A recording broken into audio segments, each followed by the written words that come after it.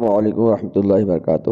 ایک بھائی صاحب نے مسئلہ پوچھا کہ ایک شوہر نے اپنی بیوی سے رمضان کے مہینے میں دن میں صحبت کر لی، یعنی ہم بستری کر لی، سمبھوگ کر لیا، تو اس سے روزہ ٹوٹا یا نہیں ٹوٹا؟ تو یہ بات یاد رکھیے، روزہ کی تعریف ہم پہلے کر چکے ہیں۔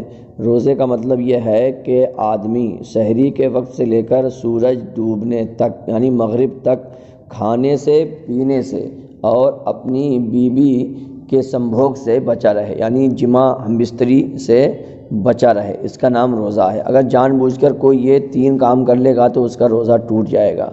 ساتھ میں یہ بھی بتایا کہ نئی شادی ہوئی تھی، تو یہ بھی یاد رکھیں، آپ نئی شادی ہو یا پرانی شادی ہو، مسئلہ وہی رہتا ہے۔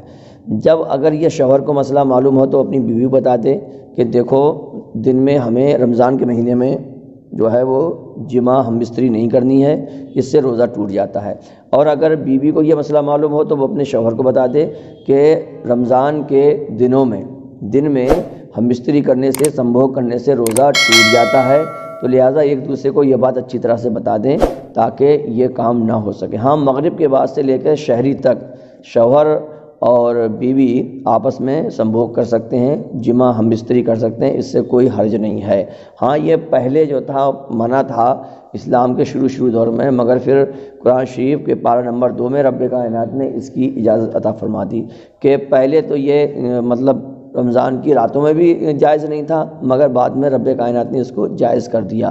تو مغرب سے لے کر سحری کے وقت تک میاں بیوی آپس میں جماع کر سکتے ہیں، اس سے روزہ نہیں ٹوٹے، مطلب روزے پہ کوئی فرق ہی نہیں، روزہ تو دن کا ہوتا ہے۔ دن میں اس بات پہ دھیان رکھیں، کیونکہ اگر کسی نے جان بوجھ کے کھا لیا پی لیا تو اس کا بڑا سخت عذاب ہے، بہت لمبا کفارہ ہے۔ 2 مہینے لگاتار روزے رکھنا پڑیں گے ایک روزہ چھوڑنے کے۔ جی، اگر کسی نے جان بوجھ کر ایک روزہ چھوڑ دیا یا توڑ لیا تو اس کو 60 روزے لگاتار کنٹینیو رکھنا پڑیں گے۔